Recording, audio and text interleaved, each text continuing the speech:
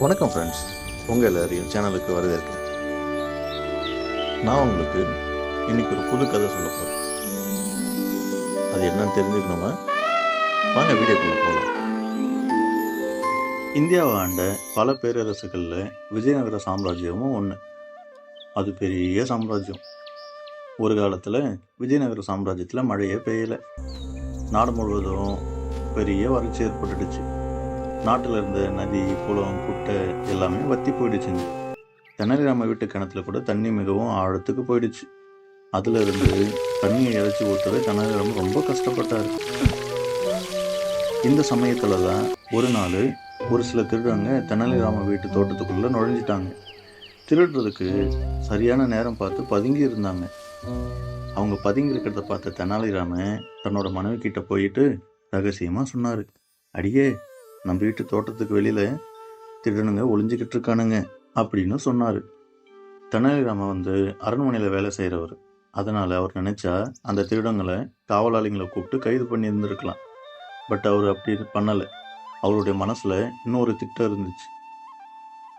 அவரு மனைவி கிட்ட சத்தமா பேச ஆரம்பிச்சார். நம்ம நாட்டில் பஞ்சம் அதிகமாயிடுச்சு, திருடங்க அதிகமாயிட்டாங்க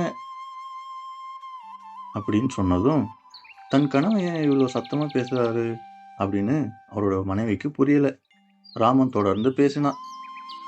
நாம் கொஞ்ச காலத்துக்கு வீட்டில் இருக்கிற நகைங்க, மற்ற விலையுயர்ந்த பொருட்கள் எல்லாம் பத்திரமா எங்கேயாவது ஒளிச்சு வைக்கணும் அப்படின்னு சொன்னான். மனைவி ஒன்றும் புரியாமல் தலையை மட்டும் ஆட்டினான். எல்லாத்தையும் பத்திரமா பொட்டிக்குள்ளே போட்டு கிணத்துக்குள்ளே போட்டுடலாம், பஞ்சம் முடிஞ்சதும் திரும்ப எடுத்துக்கலாம் அப்படின்னு மனைவி கிட்ட ஜாலியா ஏதோ சொன்னான். அவளுக்கு விஷயம் புரிஞ்சுது. அவளும் தலையாசிச்சா. அவங்க 2 பேரும் தேவையில்லாத பொருள்களை எல்லாத்தையும் ஒரு பெரிய பெட்டியில போட்டு தூக்க முடியாம தூக்கிக்கிட்டு போயிட்டு கிணத்துல போட்டாங்க. அப்பாடா, நகையெல்லாம் பத்திரமா இருக்கும் என்று சத்தமா சொன்னான் ராமன், தெனாலிராமன். பிறகு 2 பேரும் வீட்டுக்குள்ள படுத்து தூங்கிட்டாங்க. இதை பார்த்துக்கிட்டே அந்த திருடர்களுக்கு ஒரே மகிழ்ச்சி. இன்னைக்கு நல்ல வருமானம் தான் அப்படின்னு நினைச்சாங்க. கிணத்துக்குள்ள இறங்கி பெட்டி எடுக்க பார்த்தாங்க. ஆனா கிணறு ரொம்ப ஆழமா இருந்ததுனால அவங்களுக்கு அதுல இறங்குறதுக்கு ரொம்ப பயமாயிடுச்சு. நிலா வெளிச்சத்துல கிணத்துக்குள்ள எட்டி பார்த்தாங்க. கிணத்துல குறைவா தான் தண்ணி இருந்துச்சு. அந்த 3 திருடங்கள்ல ஒரு திருடன் மட்டும், தண்ணியை எடுத்து வெளியே இறைச்சிட்டா பெட்டி எடுத்துடலாமே அப்படின்னு கிசு கிசுன்னு சொன்னான். மற்றவங்க எல்லாம் அதை ஒத்துக்கிட்டாங்க. வாளியை கிணத்துக்குள்ள இறக்கி நீர் இறக்க ஆரம்பிச்சாங்க. 1 வாளி 2 வாளி ஆச்சு, அப்புறம் 100 வாளி ஆச்சு. விடாம தண்ணியை தொடர்ந்து இறைச்சிக்கிட்டே இருந்தாங்க. அவங்களும் தண்ணி இறைச்சி ரொம்ப டயர்டாகவும் ஆயிட்டாங்க.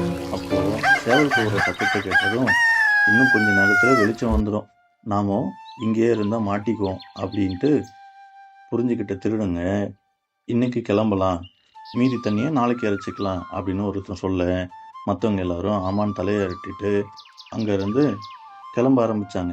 அப்போது அவங்களுக்கு பின்னாடி ஏதோ சத்தம் கேட்டுச்சு. திரும்பி பார்த்தா காவலர்கள். அவர்கள் பக்கத்தில் தெனாலிராமன். நீங்கள் நாளைக்கு தண்ணி இறைக்க வேணாம், இன்னைக்கு இறைச்ச தண்ணியும் இன்னும் 1 வாரத்துக்கு போதும், இப்போ இவங்க கூட போங்க அப்படின்னு தெனாலிராமன் சொன்னான். அவர்கள் போனதும் தோட்டம் முழுவதும் இறைக்கப்பட்டிருந்த தண்ணியை பார்த்து ராமனுக்கும் அவன் மனைவிக்கும் ரொம்ப சந்தோஷம். அந்த சந்தோஷத்தில் 2 பேரும் சிரிச்சுக்கிட்டாங்க.